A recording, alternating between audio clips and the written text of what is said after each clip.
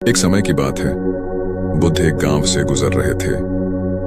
गांव के लोग बुद्ध के ज्ञान और उनके शांत स्वभाव के बारे में सुन चुके थे। कई लोग उनकी शिक्षाओं को सुनने के लिए उत्सुक थे, लेकिन उसी गांव में एक व्यक्ति था जो बुद्ध से बहुत नाराज था।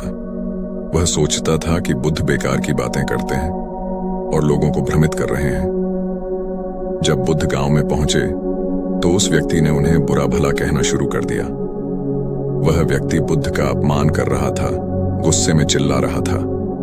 बुद्ध ने उसकी बातों पर कोई प्रतिक्रिया नहीं दी। वह शांत और स्थिर खड़े रहे, जैसे कुछ हुआ ही ना हो। यह देखकर वहां मौजूद लोग हैरान हो गए। वह व्यक्ति भी थक कर रुक गया और बोला, क्या तुमने सुना नहीं? मैंने तुम्हें कितनी बुरी बातें कही, फिर भी तुमने कोई प्रतिक्रिया क्यों नहीं दी? बुद्ध मुस्कुराए और बड़े शांत भाव से बोले, अगर कोई व्यक्ति तुम्हारे पास एक उपहार लेकर आए और तुम उसे स्वीकार न करो, तो वह उपहार किसके पास रहेगा? उस व्यक्ति ने कहा, उसके पास ही रहेगा जिसने उपहार लाया है। बुद्ध ने मुस्कुराते हुए कहा, बिल्कुल सही। मैंने तुम्हारे गुस्से और अपमान को स्वीकार नहीं किया, इसलिए वह तुम्हारे पास ही रह गया है। बुद्ध ने आगे कहा, जब कोई तुम्हें अपशब्द कहता है या बुरा व्यवहार करता है तो उसका गुस्सा उसी का है। यदि तुम उसे स्वीकार नहीं करते तो वह तुम्हें प्रभावित नहीं कर सकता। तुम तभी शांत रह सकते हो जब तुम किसी के नकारात्मक विचारों या गुस्से को अपने अंदर प्रवेश करने की अनुमति नहीं देते।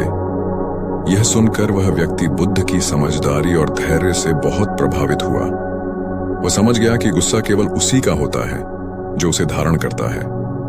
उसने बुद्ध से माफी मांगी और उनके शिष्य बनने का निर्णय लिया। कहानी से शिक्षा। यह कहानी हमें सिखाती है कि गुस्सा और नकारात्मकता तब तक हमारे जीवन को प्रभावित नहीं कर सकते जब तक हम उन्हें अपने दिल और दिमाग में जगह नहीं देते। बुद्ध की शिक्षा यही थी कि शांति का रहस्य हमारे अंदर है।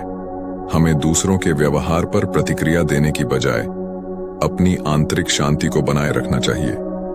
अगर हम नकारात्मकता को स्वीकार नहीं करते तो हम जीवन में हमेशा शांत और स्थिर रह सकते हैं।